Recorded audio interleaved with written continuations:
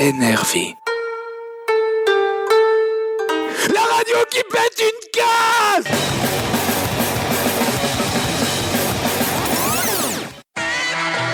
La vie extraordinaire des gens comme les autres.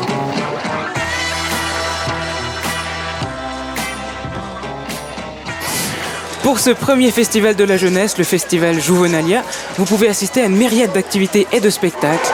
Mais c'est Virgile Enforet qui a eu le privilège d'inaugurer la scène principale. C'était d'ailleurs un magnifique concert, j'ai vu des enfants en folie vous balancer leurs lolettes, enfin, truc de malade. Et il a aussi le bonheur d'être sur nos ondes à énerver. Et le plaisir tout particulier de se faire cuisiner par votre chef préféré. Bonjour Virgile, comment allez-vous ? Bonjour, très bien, merci. Une question me taraude tout de même. Que fait Virgile Enforet en ville finalement ? Ah, c'est une très bonne question. J'ai participé au projet Pédibus qui amenait les enfants en fait à l'école à pied. Et puis ils sont présents ici à Juvenalia. Et c'était aussi un peu ma manière à moi de soutenir ce projet et donc faire bouger les enfants, même si c'est en ville, c'est quand même bien. Donc c'est pour ça que je suis là. Ça vous dépayse pas trop, ça va ? Non, ça va. Et surtout, les enfants, ils font les arbres pendant le concert, donc comme ça me calme un petit peu. Et j'ai vu sur votre site internet que vous vous décriviez comme un chanteur pour enfants, oui. Mais aussi que vous avez comme qualité spécifique d'être surréaliste, mais des plus sympathiques. Oui. Pourquoi cette opposition ? Alors, ça vient pas de moi, ce surréaliste mais sympathique. C'est une fois une personne qui m'a dit ça, que j'étais, d'après un peu mes textes comme ça, qui partaient un peu dans tous les sens, que j'étais un peu surréaliste. Mais on associe le surréalisme à un courant plutôt intellectuel, donc ennuyeux. D'accord. Et on m'a dit que j'étais quand même sympathique, donc ça passait. D'accord, ça compense un peu. Voilà, exactement. En 2013, vous avez sorti votre premier album, justement, Enforet. Et il est né, si je ne me trompe pas, à la suite d'une année à Macolin, où vous faisiez une sortie par semaine avec votre Enforet, justement, avec votre classe. C'est pour accompagner ces balades que vous avez justement créé ces chansons ? Exactement. Tu t'es bien renseigné, bravo. Merci.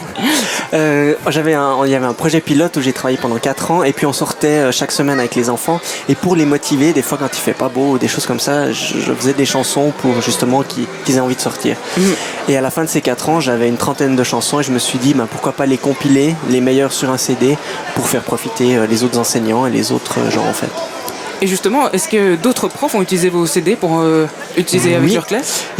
Avec chaque chanson, en fait, il y a des activités à faire en mouvement.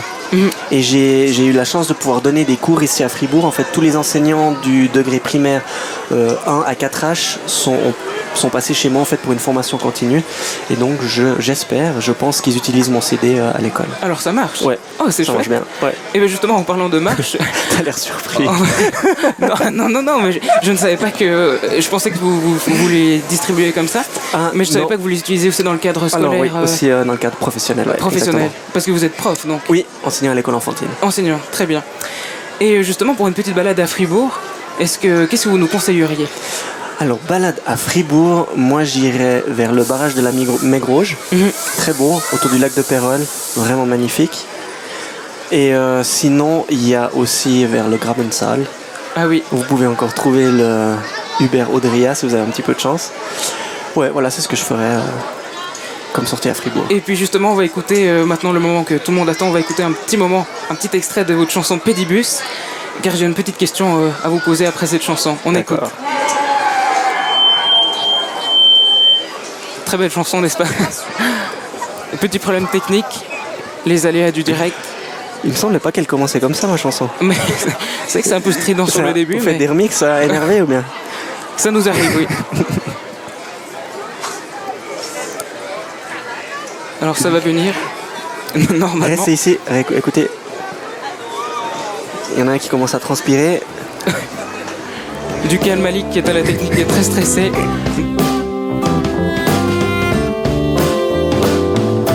Au rythme du pas, on va avec les copains et moi, de la maison à l'école. Achtung, hier ist Endstation von der Strecke Pédibus. Wir heiß lustig auf dem Berg. Wir sind gern einfach zu Fuß unterwegs. Verschneckt daheim wir überall. On profite de la vie en marchant. Sous la pluie on est content. Wir sind gern einfach zu Fuß unterwegs. Zusammen singen wir ein Lied. On profite de la vie en marchant. Et prendre son temps.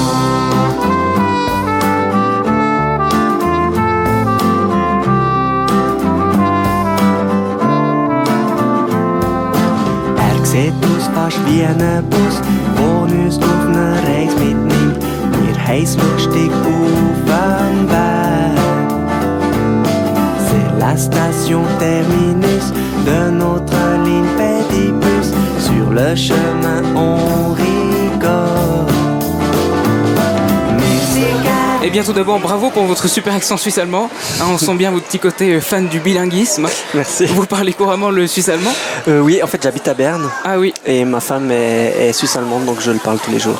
Ah bah, on entend très bien en tout cas. Merci. Et c'est vrai que sur notre radio, on a une chronique qui s'appelle la Minute Stoffifre.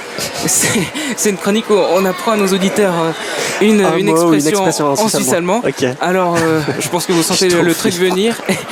Est-ce qu'une petite expression en suisse-allemand vous vient comme ça C'est moi qui dois en proposer une. On s'est dit, tant qu'à faire, on vous a sous la main. Ok. Alors, une petite expression Rumit, Qui veut dire qui veut dire viens maintenant. C'est quelque chose qu'on utilise assez souvent quand on est dans la rue ou comme ça et puis il y a ses copains qui restent avec un groupe et puis on aimerait avancer.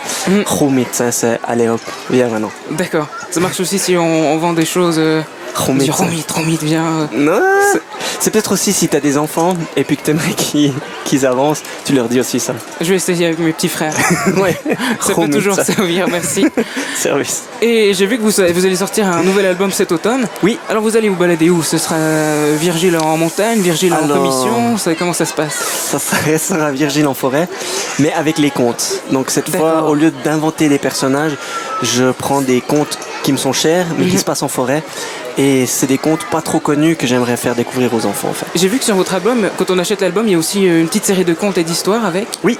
Ça c'est très intéressant, je le trouve vraiment super. Je m'étais dit, comme les chansons, il n'y avait pas de contexte à l'école où, quand j'ai fait ça à Macolin, les enfants j'enrobais les choses, enfin c'était présenté, il y avait vraiment un cadre autour et puis là les enfants qui écouteraient les chansons ils n'ont pas ce cadre. Je me suis dit j'écris ce conte pour lier tout ça. D'accord.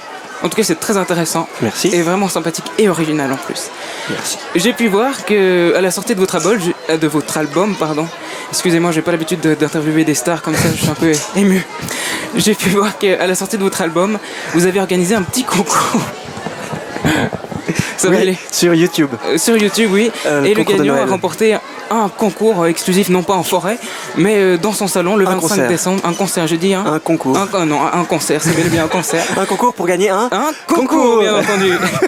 Ça aurait été original, mais le résultat, je ne sais pas s'il aurait été au rendez-vous.